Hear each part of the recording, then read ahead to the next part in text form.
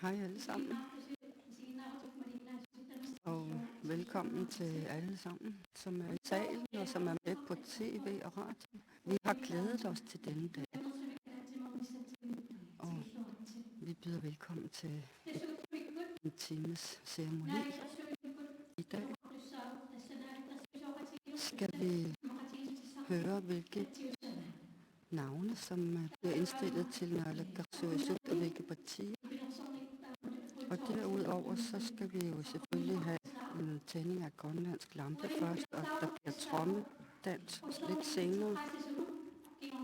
Som sagt, så er der tænding af grønlandsk lampe først, og derefter skal vi have en trommedans, og derefter om cirka kl. 16:30, så skal der underskrives en naalakkersuisut-aftale og præsenteres selvfølgelig, og derefter så bliver der lidt musikindslag, og cirka kl. 17, så vil koalitionsindstillinger til medlemmer af naalakkersuisut blive fremlagt. Så vil der være en afslutning, og til allersidst kommer der et afslutningsnummer. Velkommen alle sammen. Vi håber at få nogle glædelige timer sammen her.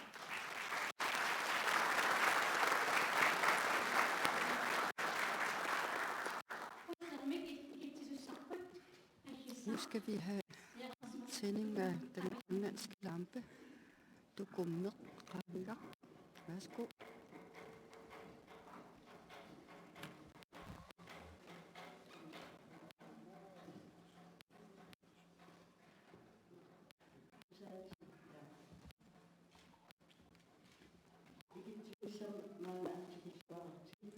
Velkommen til tænding af lampen. Normalt så plejer det at være den yngste, som hjælper til med at tænde lampen, men den yngste deltager i aften eller her i eftermiddag er for lille, så det bliver næst yngste. Og nu hjælper de hinanden med at tænde lampen, olielampen eller spæklampen.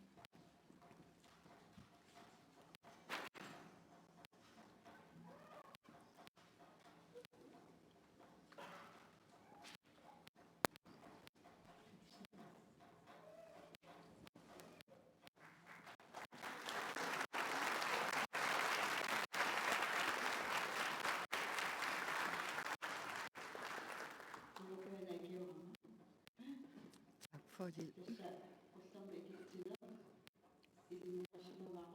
Jeg har lært at tænde den grønlandske spæklampe tilbage i 70'erne. Det var en ældre kvinde fra Qaanaaq, som lærte mig det. Men jeg er vokset op med, at spæklampen var tændt. Min mormor, hun havde altid spæklampen tændt hver eneste dag.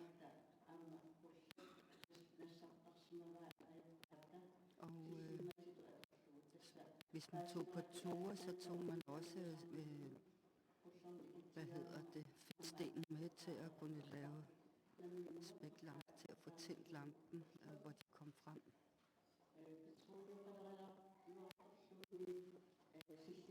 Selvom man fik petroleum hen ad vejen, så har man alligevel fastholdt den traditionelle smule spæk, man bruger til at tænde op med.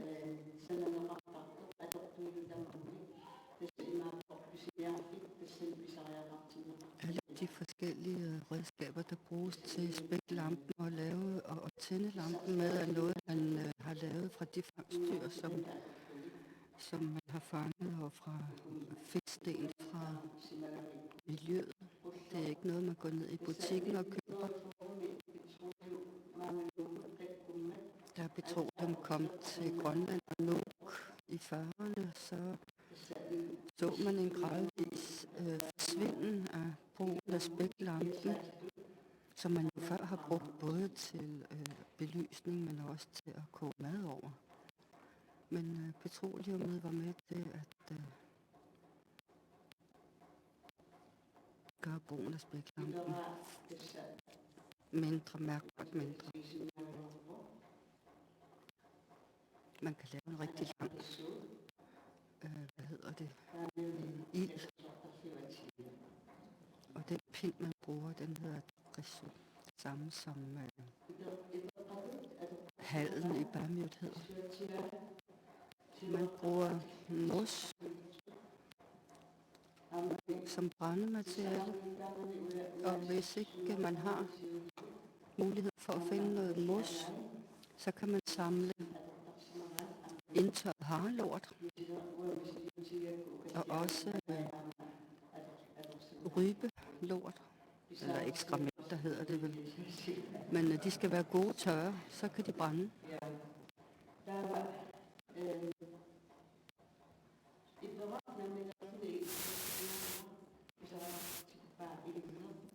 Så det er mos, som man bruger som brændemateriale. Det kan jo ikke brænde af sig selv, derfor så skal man bruge spækken. Og det er som regel havpattedyrenes spæk, man bruger. Men det kan også være lever fra hajen, som er meget olierig. Men det kan også, man kunne også bruge brændsel fra rensdyrs talg. Man skal passe på ilden hele tiden. Man skal passe på den hele tiden. Altså de første par gange, jeg tændte spæklampen her i Kaduak, så udviklede det sig røg, sådan, så brandalarmerne gik i gang. Men nu er jeg blevet dygtigere til det.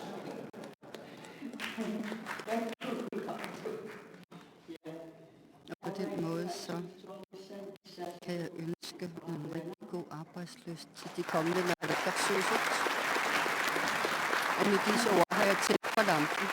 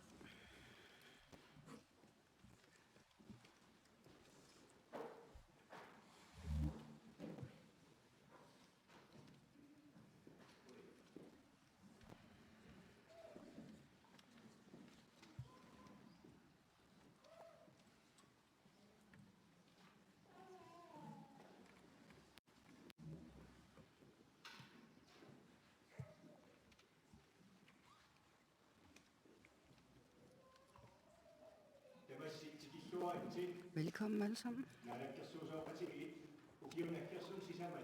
De næste 4 års naalakkersuisut-koalition skal vi præsentere i dag. Vi er rigtig glade i dag for, at jeg kan stå her og holde denne ceremoni, som handler om de næste 4 års valgperiode.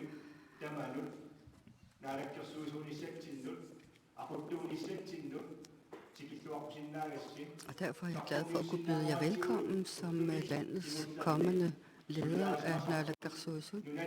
Og vi glæder os til at fortælle jer, hvad det er, vi er blevet enige om.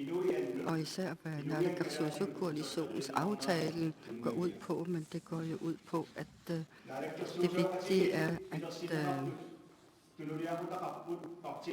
altså, der er 2 partier, der står bag naalakkersuisut-koalition, og det er Inuit Ataqatigiit og Naleraq, med Atassut som støtteparti. Og på den måde har vi et bagland på 18 medlemmer ud af de 31 i Inatsisartut. Vores slogan for valgperioden er solidaritet, stabilitet og vækst, og at vi skal udvikle Grønland, uden at det går ud over miljøet. De sidste par års politiske udfordringer og den adskillelse, der har været, eller uenighed, der har været, vil vi gerne bort fra. Vi ønsker at få ro og stabilitet over ledelsen i naalakkersuisut. Vi er et folk, og vi skal stå sammen i Grønland.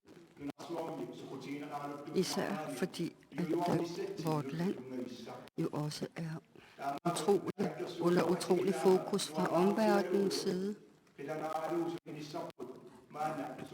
Og derfor så er jeg også glad for at kunne fortælle jer, at det er os, der skal sidde i naalakkersuisut i dag. Men uligheden er blevet for stor, og vi har satset på at skulle udligne uligheden den næste valgperiode, så alle kan føle værdighed.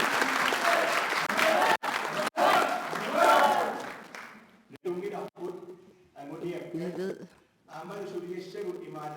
at der venter mange store arbejdsopgaver foran os, og vi ved også, at mange af vores ønsker ikke kan indfries på en valgperiode, men de skal ikke afholde os fra at starte op. Vi ønsker udvikling i Grønland, som tager udgangspunkt i en udvikling, som tager udgangspunkt i befolkningen. Vi skal have en forbedret økonomi, men det, at vi skal have tjent flere penge, betyder ikke, at det skal gå ud over miljøet og naturen, og det skal heller ikke betyde splittelse i befolkningen. Vi skal udvikle Grønland med behørig hensyntagen til miljøet og naturen. Vi skal huske på, at bæredygtighed er jo noget, som vi har arvet fra vores forfædre igennem mange generationer. Og det betyder også, at man har gjort rigtig god brug af de forskellige ressourcer, man kunne bruge af. Lad os se på lampen her. Den giver lys, den giver varme.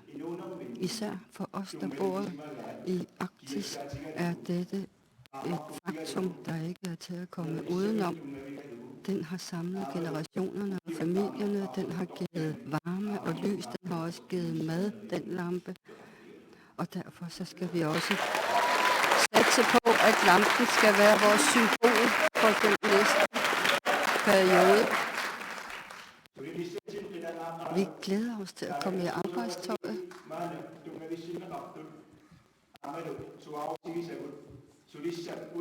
De medlemmer, vi skal pege på, som naalakkersuisut skal sidde de næste 4 år.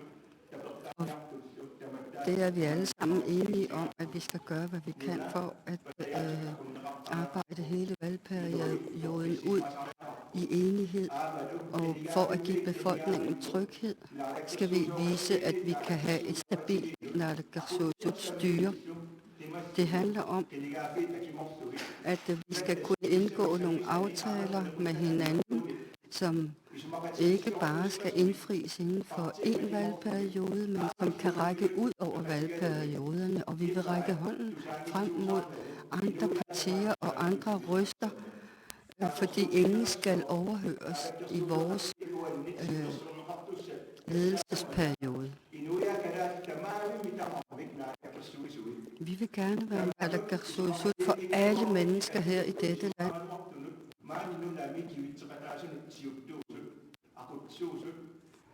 På den måde skal man ikke være i tvivl om, at vi vil tjene befolkningen og samfundet. Det er vores vigtigste arbejdsopgave.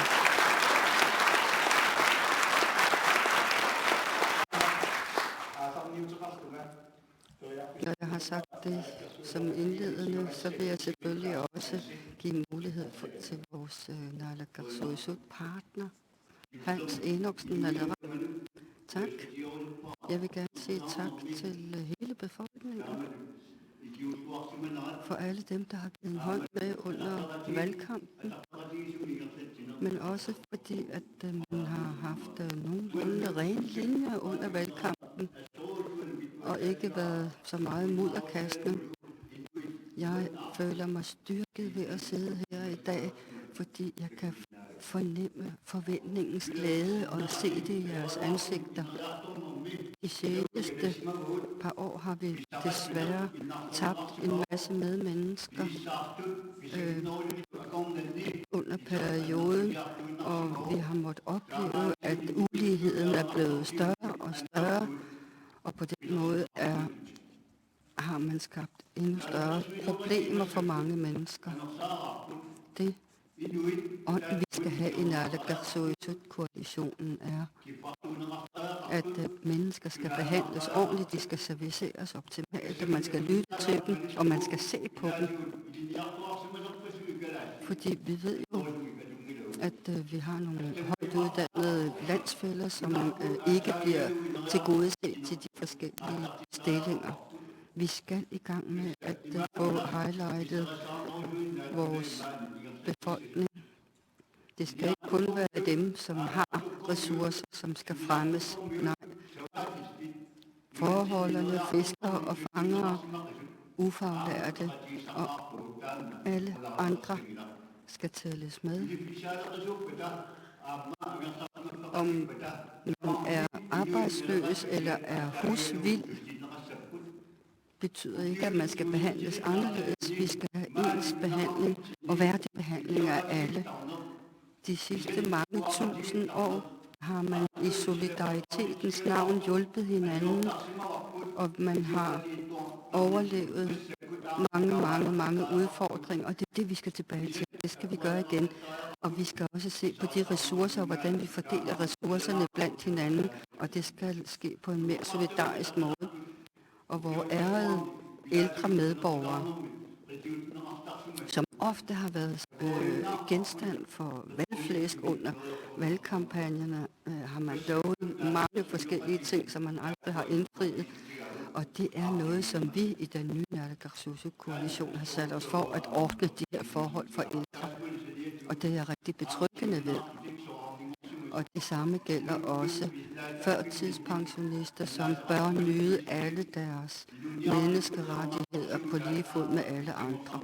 De skal også have det løft, og det har vi også specificeret ud i vores naalakkersuisut-aftale.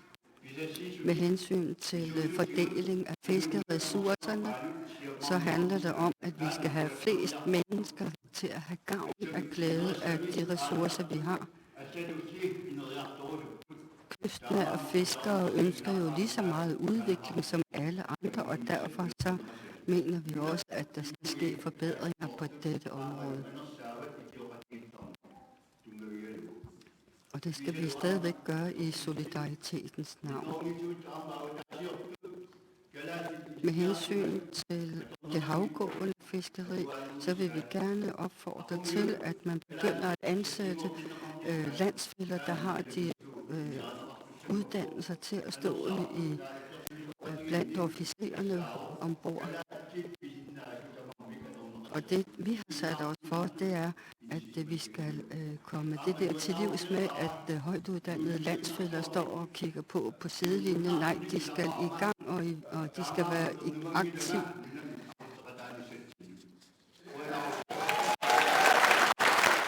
Så man skal ikke være i tvivl om, at vi har en rigtig god aftale. Vi vil satse alt på skal indfries de kommende 4 år. Som I kan høre, så er den vigtigste ressource jo mennesket. Og det er jo det, som Naalakkersuisut-koalitionen tager udgangspunkt i. Vi har rigtig mange ressourcer, men den vigtigste, det er jo mennesket. Og det skal være et liv med godt helbred og med mulighed for at udvikle sig personligt. Så derfor skal vi have mennesket i centrum. Vi skal have befolkningen i centrum.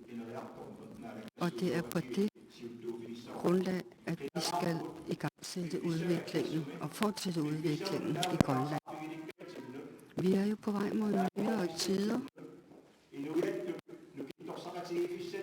Og jeg mener, at vi kan sige, at vi ønsker at stå styrket i løbet af Naalakkersuisut-koalitionsperioden.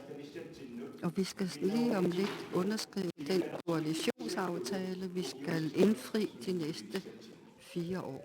Der bliver vores arbejdsredskab. Og nu skal vi til det, som også er spændende, nemlig underskrivningsceremonien. Og derefter så vil vi fortælle, hvem det er, vi vil indstille som medlemmer til Naalakkersuisut.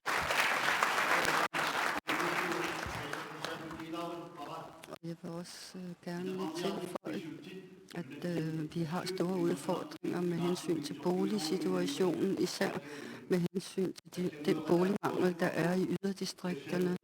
Det ønsker vi at ændre på.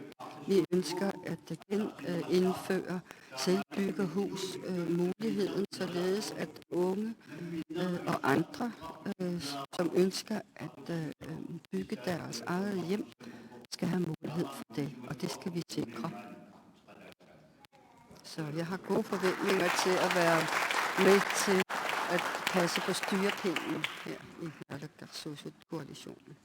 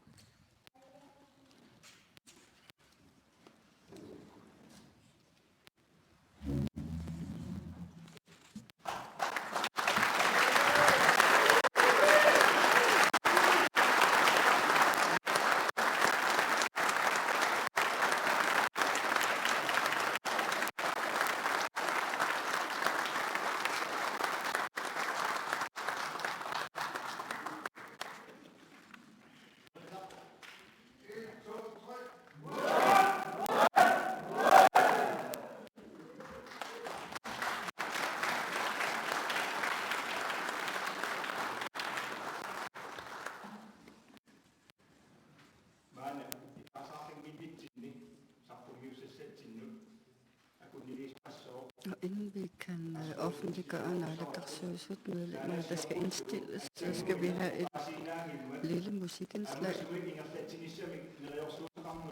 Vi har lovet at være åbne, og det skal ikke blot være et ord. Så derfor så vil vi gerne fortælle, hvem det er, vi vil indstille som Naalakkersuisut-medlemmer. Vi vil ikke lade befolkningen vente til Inatsisartut mødes. Så det er en del af vores åbne regeringsledelse at åbne sløret hurtigt for, hvem det er, vi vil indstille.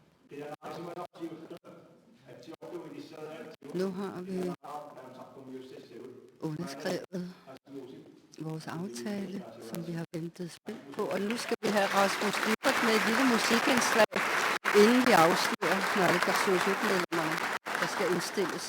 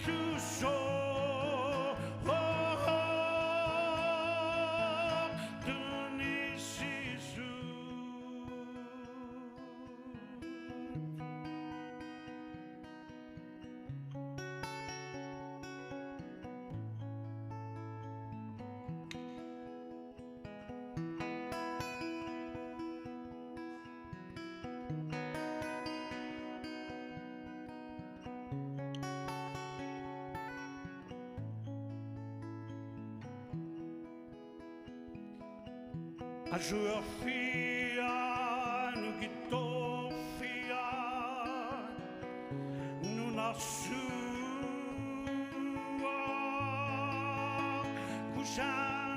kusanaptis pituafia zenilofia misia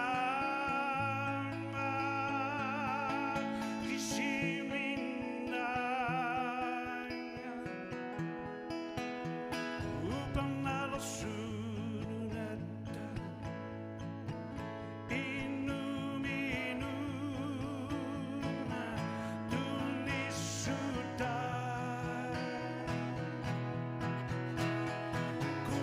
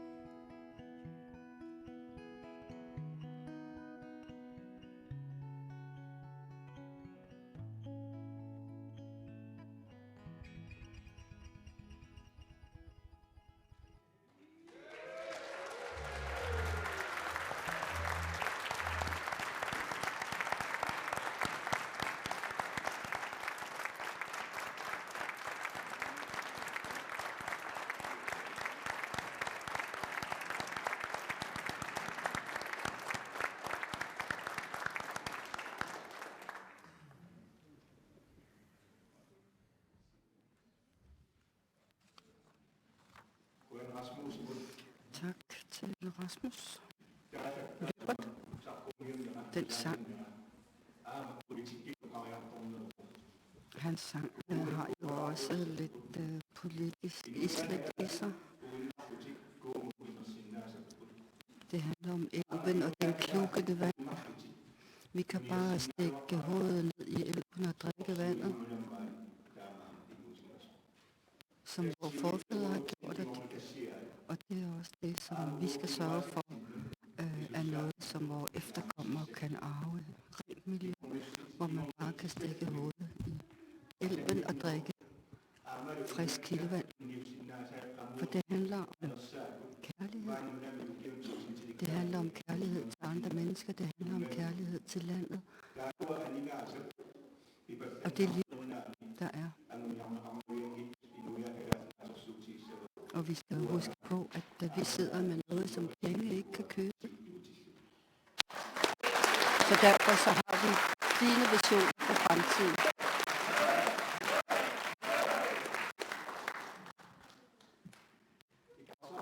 Så, næste punkt. Og det er koalitionens indstillinger til medlemmer af Naalakkersuisut og den Naalakkersuisut-aftale, vi lige har underskrevet. Vi får 10 Naalakkersuisut-medlemmer. Og der er 8 Naalakkersuisut-områder til Inuit Ataqatigiit. Naleraq får 2 Naalakkersuisut-områder plus formandsposten til Inatsisartut til Naleraq. Vi har lavet nyskabninger, hvor vi har ændret lidt på departementerne og ressortområderne. Og jeg vil knytte nogle enkelte bemærkninger til de enkelte, vi indstiller som Naalakkersuisut-medlem. Og hver gang jeg nævner et indstilling medlem, så vil vedkommende komme op. Først formand for Naalakkersuisut indstiller vi Mufti Borup Egede.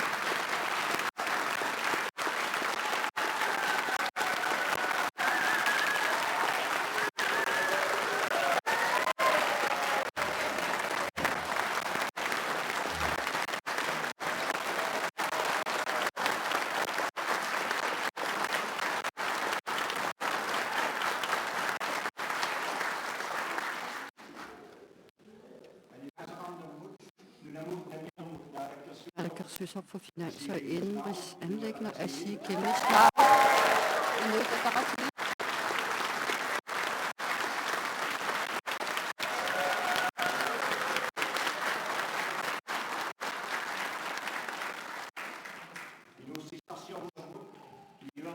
Naalakkersuisut for erhverv, handel, udenrigs og klima.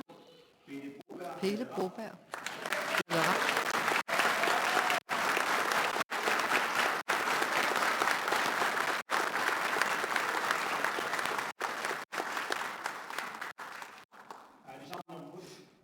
Naalakkersuisut for fiskeri, fangst. Aqarruaq Vilma Egede. Inuit Ataqatigiit.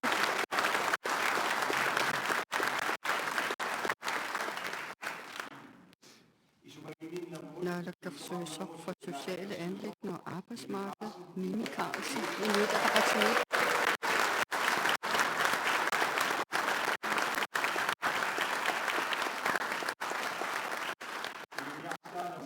Naalakkersuisut for uddannelse, kultur, sport og kirke. Peter Olsen, Inuit Ataqatigiit.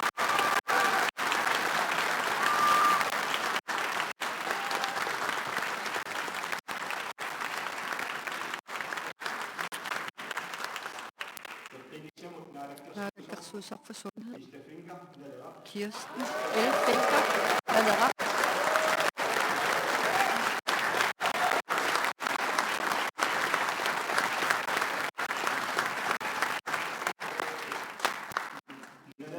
Naalakkersuisut for landbrug, selvforsyning, energi og miljø.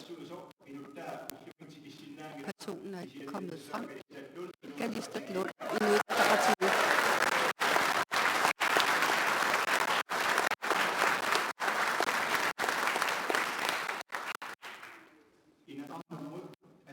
naalakkersuisoq boliger, infrastruktur, råstoffer og ligestilling. Nej, på Natalieelsen og mødet er klar til et.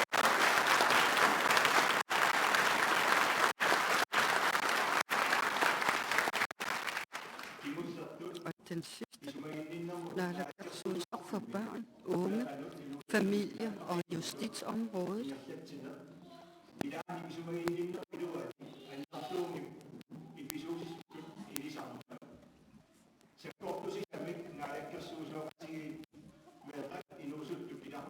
Naalakkersuisoq koalitionen vil bruge ekstra kræfter på det her børn- og ungeområde og familieområdet og justitsområdet.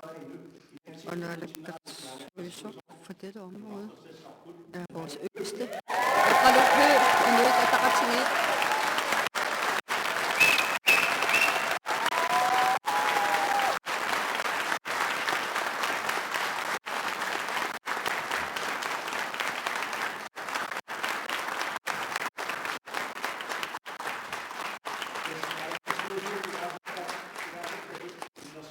Det er de medlemmer, vi vil indstille til naalakkersuisoq-koalitionen.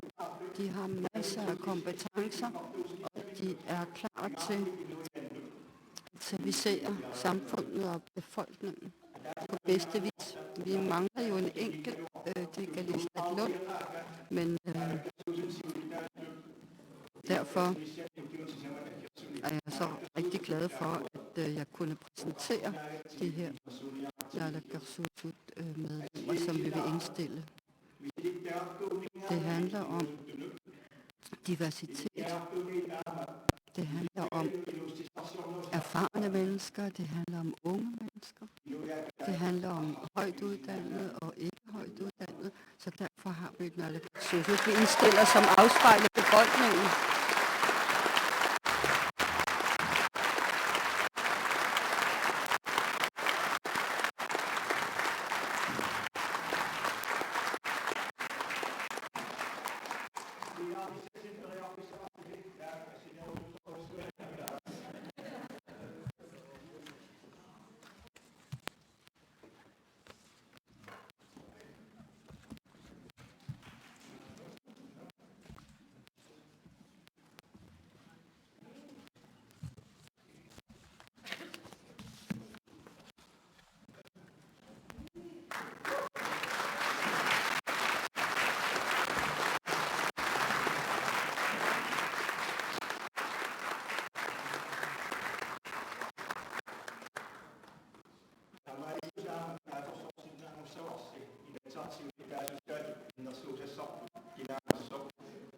Måske kan I nu gætte, hvem det er, vi indstiller til formand for Inatsisartut. Det er vores alderspolitiker, så at sige. Hans Enoksen vi vil indstille som formand for Inatsisartut.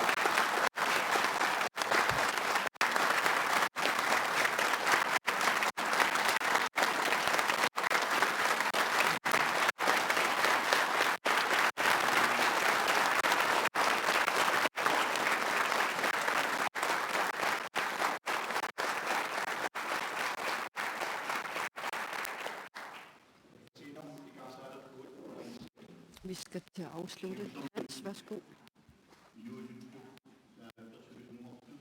Først til de unge, der skal indstilles til naalakkersuisoq-medlemmer. Lad mig sige først, at vi skal følge loven. Og det vil jeg sørge for, at I kommer til at følge loven. Derfor så er jeg selvfølgelig også glad for, at man har givet mig den tillid, at pege på mig som formand for Inatsisartut. Jeg vil gerne stå i spidsen for, at alle love og regler bliver overholdt. Fordi enkelte mennesker er ikke dem, der skal gradbøje nogen lovgivning. Det er Inatsisartut som lovgivende forsamling, der gør det. Så jeg vil gøre alt for at holde alle på den redelige sti, som det blev sagt. Vi vil være naalakkersuisoq for alle mennesker her i landet. Og det er jo en ansvarsfuld pligt at være naalakkersuisoq-medlem. Især er det en pligt at arbejde for, at befolkningen får de bedste levevilkår, lige så vel som vi også får mulighed for på vegne af befolkningen at forme fremtiden. Vi glæder os til de næste 4 år, og vi glæder os også til at samarbejde med dem, der bliver opposition i Inatsisartut. Fordi vi har så mange udfordringer, og vi skal finde mange vigtige løsninger for at realisere vores visioner. Vi ved, at befolkningen har fortalt, hvad man mangler og hvad man synes, der skal satses på. Det har befolkningen vist under valgkampen. Valgresultatet i Sydgrønland især har jo vist, at man skal satse på en udvikling, der ikke går ud over naturen og miljøet, og derfor så må jeg også endnu en gang sige, at vi vil gøre alt for at stoppe projektet Kuannersuit-projektet. Fordi vi ønsker et land, hvor man lever og bor i harmoni med naturen og miljøet, på trods af den udvikling, man ønsker.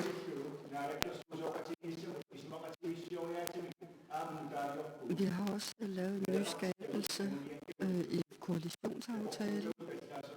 Vi har skrevet ned, hvad vores visioner er, hvad vores arbejdsgrundlag er, og hvad vores arbejdsgrundlag bør være som fundament. Når vi starter op i naalakkersuisut, så ved vi jo, at vores økonomiske situation fordrer mange udfordringer. Men det handler jo uanset hvad om at gøre det nemmere for alle mennesker og give lettere levevilkår for befolkningen. Det er det, vi i den kommende naalakkersuisut-koalition vil satse på, og det vil vi starte op med næste uge i Inatsisartut. Vi håber, at selvom der måske kommer en modvind, og det går op ad bakke, at vi alligevel vil holde sammen og stå sammen, fordi Grønland er jo menneskenes hjerte. Sådan har det været de sidste mange tusind år, og sådan skal det også vedblive med at være de næste mange tusind år. Og det skal vi være med til at sikre, fordi Grønland skal jo for fremtiden stole på sig selv og løfte sine egne ansvarsområder og være en del af det globale. Og det er det, vi i dag kan skrive under på, at vi vil lægge fundamentet til. Vi glæder os til at komme i arbejdstøjet. Vi glæder os til at glæde os over succeserne, men vi glæder os også over til at kunne finde løsninger på de mange udfordringer, vi har. Vi skal til at afslutte. Vi har jo fundet det vigtigt at invitere jer til at overveje de her ting, således at vi rent åndeligt og fysisk kan se hinanden og finde sammen. Og lad os nu gøre, hvad vi kan for at udnytte de ressourcer og kompetencer, vi har her til lands. Og udvikle der, hvor vi kan udvikle på mange, mange områder inden for kultur og historie, inden for musik og ud over teknisk og teknologisk udvikling. Så skal vi jo også have åndelig føde. Og derfor skal vi så have Rasmus Hulber til at synge en afsluttende sang.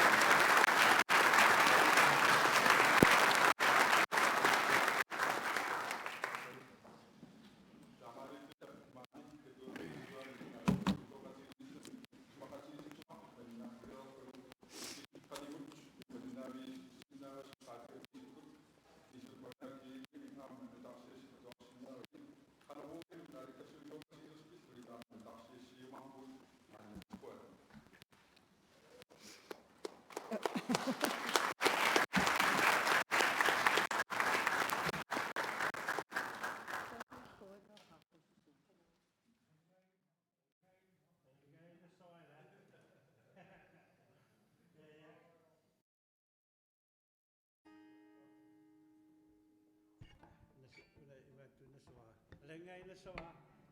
Ila.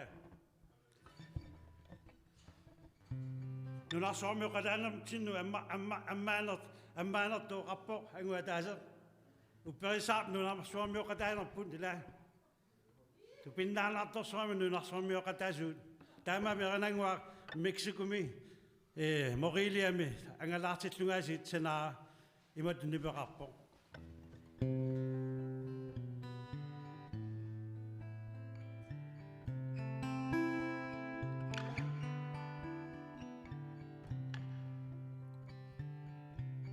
Inuno kaffia Inunam mig tunivait Inuno kaffia Anasami tunivait Inuno kaffia Ataqitu inugina Inuno kaffia Inu avit inugina